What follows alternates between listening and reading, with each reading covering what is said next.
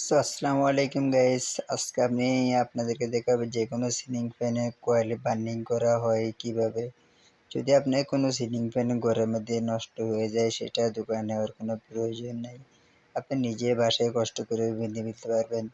হয়তো একটু নতুন অবস্থায় থাকলে সময় একটু বেশি লাগবে, তারপরে আপনার টাকাটা সেভ হবে।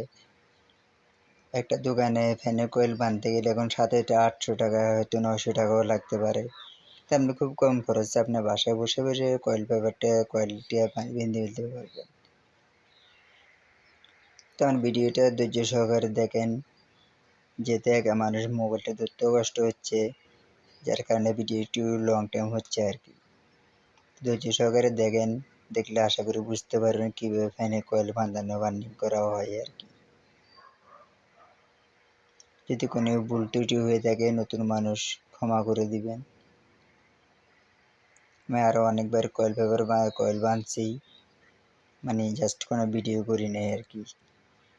যদি আমার ভিডিওটা ভালো লেগে থাকে তাহলে অবশ্যই আমার ইউটিউব চ্যানেলটিতে সাবস্ক্রাইব করে দিবেন। একটু ধৈর্য সহকারে ভিডিওটি দেখেন, তাহলে আমি আস্তে আস্তে ঢুকেছি যাতে আপনাদের বুঝতে সুবিধা হয় আর কি।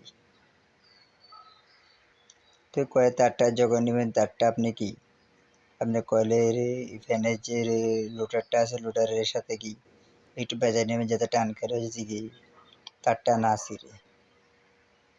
তো প্রথম কয়েলটা আমি কি ডান দিক থেকে নিব।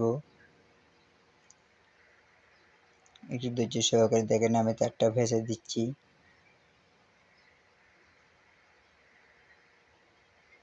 জি, এখন আমি এখানে এই ফ্যানটাতে 100 ব্যাচ দেবো। একটা কয়েলে আপনার সারাদিন রিভার্স করে রাখতেছে, যেহেতু ওরা ঢাকায় ফ্যান, নাহলে আপনার ফ্যানটা কি ভালোভাবে চলবে না, বাবার বেশি লাস্টিং করবে না যদি আপনি তার কম দেন। হ্যাঁ, 10-20 গজ ফেস্তার যদি কি কম হয় তাহলে কোনো অসুবিধা নাই। পরবর্তী কয়েলে আপনি 10 গজ বা 10 ফেস কি তার ভাড়া দিবেন। আমি কয়েল পেপারটি তাড়াহুড়ো ঢুকানে একটু মানে কয়েলটি তারটা ঢুকানো কষ্ট হচ্ছে। আপনি আরেকটু বড় উপরে করে কি দিয়ে দিবেন, তাহলে শর্টকাট হয়ে যাবে।